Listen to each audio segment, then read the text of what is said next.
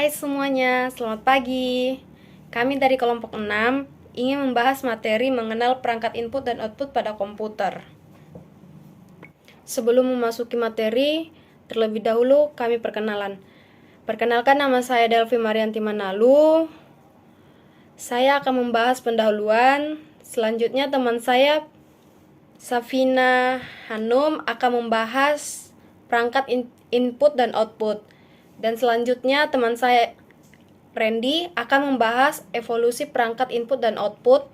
Selanjutnya hierarki pengelolaan perangkat input atau output yang akan dijelaskan dengan Alif. Dan yang terakhir, buffering akan dijelaskan oleh teman kami Irfan. Mengenal perangkat input dan output pada komputer. Yang pertama, pendahuluan. Komputer adalah alat yang dipakai untuk mengelola data menurut prosedur yang telah dirumuskan. Pengelolaan informasi hampir eksklusif berhubungan dengan masalah aritmatika. Tetapi komputer modern dipakai untuk banyak tugas yang tidak berhubungan dengan matematika. A. Alat input atau masukan.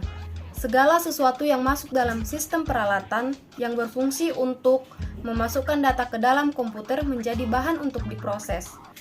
Pada sistem informasi, masukan dapat berupa data transaksi, data non-transaksi, atau misalkan surat pemberitahuan atau instruksi. B. Unit keluaran output device.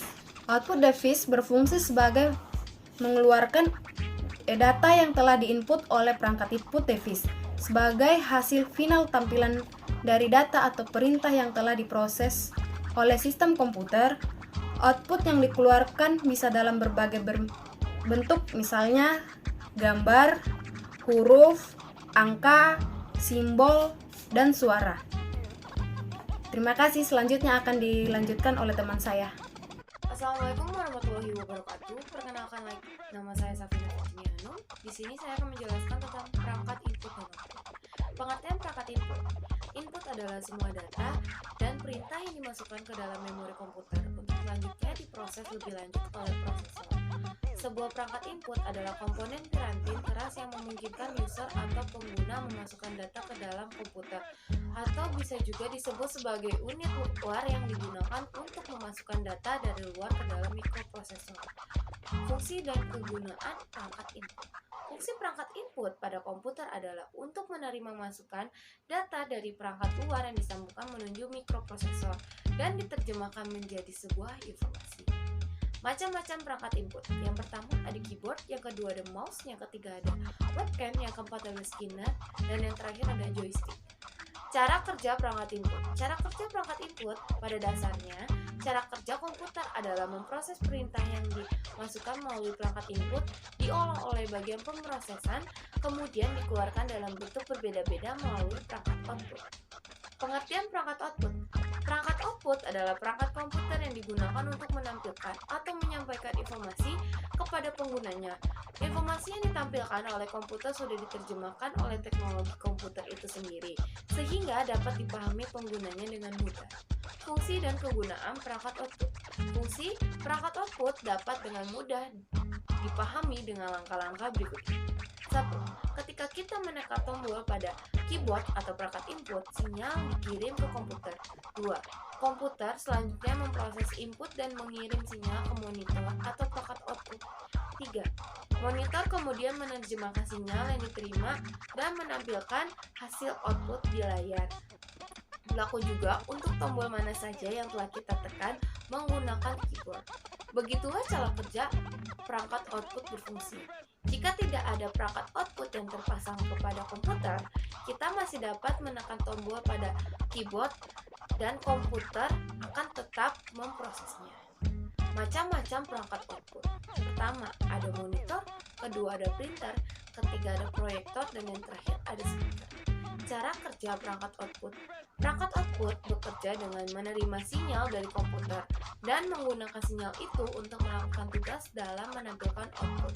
Misalnya, di bawah ini adalah daftar dasar langkah-langkah cara kerja perangkat output. 1. Dimulai dari keyboard komputer atau perangkat masukan. Jika menekan A, menampilkan fungsi pengirim atau menginput sinyal ke komputer. 2. Komputer memproses input dan setelah selesai mengirim sinyal ke monitor atau perangkat output. 3. Monitor menerima sinyal dan menampilkan atau mengeluarkan A ke layar. 4.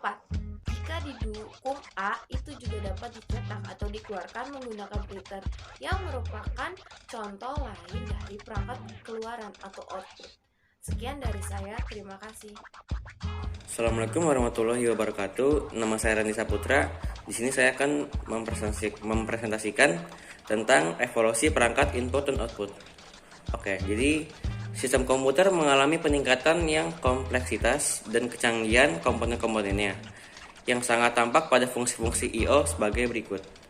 Yang pertama ada pemproses mengendalikan perangkat I/O secara langsung masih digunakan sampai saat ini untuk perangkat sederhana yang dikendalikan mikroprosesor, sehingga menjadi perangkat berintelligent device. Yang kedua ada pemproses dilengkapi pengendali input-output, controller, terus pemproses menggunakan input-output terprogram tanpa interupsi, sehingga tak perlu memperhatikan rincian-rincian spesifik antarmuka perangkat. Yang ketiga ada perangkat dilengkapi fasilitas interupsi, pemproses tidak perlu menghabiskan waktu menunggu selesainya operasi input dan output, sehingga meningkatkan efisiensi perangkat. Kemudian ada pengendali input-output menjadi pemproses terpisah pusat, mengendalikan memerintahkan proses khusus input-output untuk mengeksekusi program input dan output. Di memori utama, pemproses input-output mengembalikan dan mengeksekusi instruksi-instruksi ini tanpa intervensi pemproses pusat. Kemudian ada input-output controller mengendalikan memori secara langsung lewat DMA. Pengendali dapat memindahkan blok data dari memori tanpa melibatkan proses kecuali di awal dan akhir transfer. Dan terakhir ada pengendali input dan output mempunyai memori lokal sendiri. Perangkat input-output dapat dikendalikan dengan keterlibatan proses pusat yang minimum. Pemproses pusat yang minimum arsitektur ini untuk mengendalikan komunikasi dengan terminal. Terminal interaktif pemproses input-output mengambil alih kebanyakan tugas yang melibatkan pengendali terminal. Evolusi bertujuan memindahkan keterlibatan pemproses pusat sehingga proses tidak disibukkan dengan tugas input-output dan dapat meningkatkan kinerja sistem.